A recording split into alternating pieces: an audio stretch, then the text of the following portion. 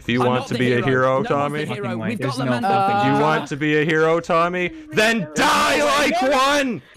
Those words screamed across a burning battlefield made of blocks and pixels, sent millions of viewers into chaos. Chat rooms exploded, Twitter crashed, fans made art, wrote songs, and cried real tears over fictional characters in a children's game about building houses. This wasn't Hollywood. This wasn't Netflix. This was Minecraft roleplay, and it had just become one of the biggest entertainment phenomena on the internet. Let's go back to 2010. Minecraft was just a weird indie game made by one guy in Sweden. Players built castles, dug holes, and fought zombies. It was fun, but it was mostly about the blocks. Then something magical happened. Players started pretending. Early YouTube creators like Captain Sparkles and the Yogscast began creating simple storylines in their videos. They weren't just showing off builds anymore. They were creating characters, adding dialogue, staging dramatic moments. Sea-Nanners would roleplay as different personalities. The Shadow of Israfel series by the Yogscast became legendary for its intricate storyline, mixing real gameplay with scripted adventures. The Minecraft server, launched in 2010, was one of the first to prove that viewers cared about the relationships between creators as much as their builds. Etho, B00100, and others developed running jokes, friendly rivalries, and collaborative projects that lasted years. Fans didn't just watch for the redstone tutorials anymore. They watched for the chemistry between friends. By 2012, servers like Hermitcraft emerged, where creators built interconnected stories through pranks, business dealings, and collaborative mega projects. The Hermitcraft shopping district became a living economy where viewers followed storylines about diamonds, diamond shops, and elaborate revenge pranks involving chickens and TNT. The roots went deeper than most people realized. Roleplay servers had existed since Minecraft's early days. School RP launched in 2011, allowing players to attend virtual high school classes. Fantasy servers let players become wizards and warriors. But these were niche communities, hidden from the mainstream gaming world. The real breakthrough came when YouTube creators realized they could blend authentic friendship with loose storytelling. But this was still small scale, a few 100,000 views here and there. The real explosion was coming, and it would change everything. April 24th, 2020, the world was locked inside due to a pandemic. A young Minecraft YouTuber named Dream started a private survival server with his friends, initially called the Dream SMP. At first, it looked like any other survival server. Dream, George Not Found, and Sapnap just wanted to play Minecraft together during quarantine. They built houses, collected resources, pranked each other. Standard YouTube content for the 1 million subscribers Dream had accumulated. Then, Tommy Innit joined on July 4th, 2020.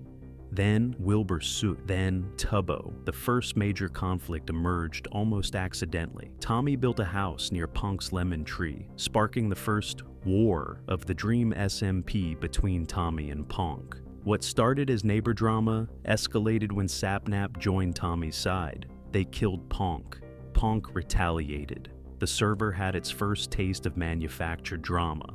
But the real transformation happened when Wilbur Soot, already an established musician and content creator, joined and began thinking like a storyteller. He saw potential in the conflicts brewing between personalities.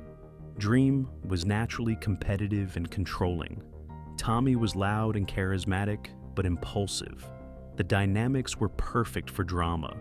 On July 24th, 2020, Wilbur and Tommy established L'Manberg, a nation within the Dream SMP declaring independence from Dream's rule. Dream became the server's primary antagonist naturally. He owned the server and hated losing control. Tommy screamed about his music discs like they were family heirlooms because he genuinely cared about them. Wilbur wrote revolutionary songs. Because that's what Wilbur Soot did in real life. The war culminated on August 2nd, 2020, when Dream, Sapnap, George, and Punz faced off against L'Manberg in a final battle. Tommy sacrificed his precious music discs to secure L'Manberg's independence. The stream peaked at over 100,000 live viewers, massive numbers for Minecraft content at the time. The numbers tell the story of what happened next. Dream's subscriber count exploded from 1 million in May 2020 to over 10 million by early 2021. Tommy Innit went from 200,000 subscribers to over 11 million. The entire Dream SMP ecosystem was creating millionaires out of teenagers. The Manberg Festival on October 16, 2020, became the server's red wedding moment. Tubo, Tommy's best friend, and L'Manberg's Secretary of State, was executed by Technoblade on stage during what was supposed to be a celebration.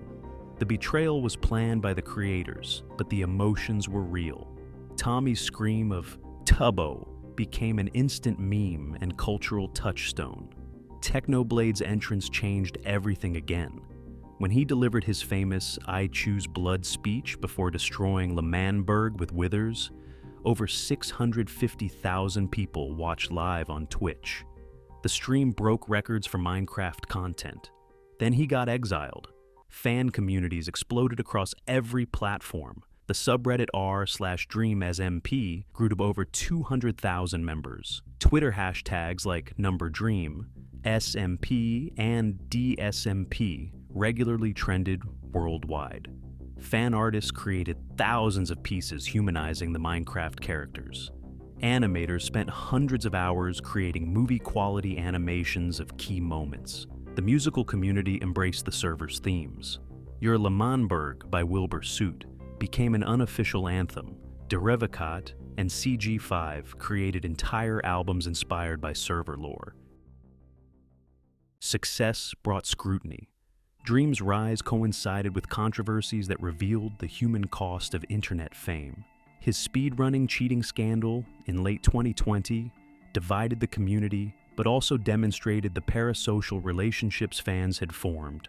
People defended him like a close friend, while others felt genuinely betrayed. The server's storylines began tackling heavier themes. Wilbur's character arc culminated in him destroying L'Manberg on November 16, 2020, declaring, "It was never meant to be." Wilbur Soot had written himself as a tragic villain who destroyed his own creation rather than let others control it. The aftermath introduced new complexities.